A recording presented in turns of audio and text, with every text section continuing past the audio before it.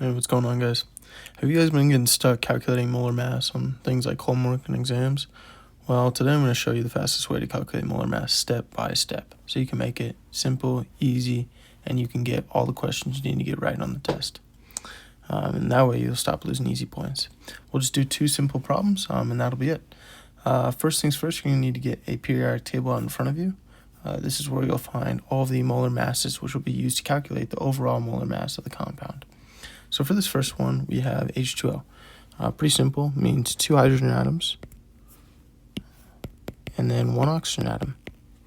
Okay, so what does that mean? We need to do some addition here.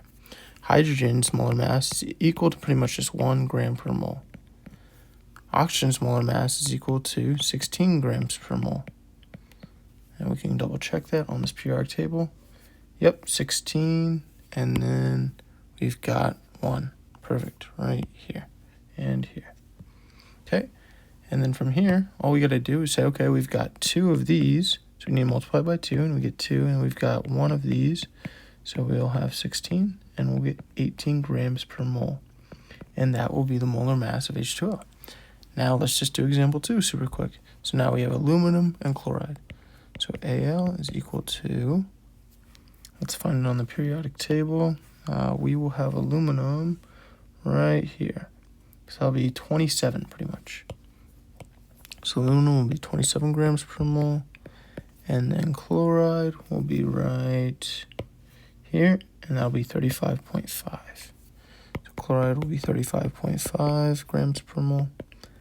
And then we simply need to say, okay, there's 1 aluminum in this one, giving us 27. And then there is 3 chlorides, which should give us pretty much just 115 or 106, sorry.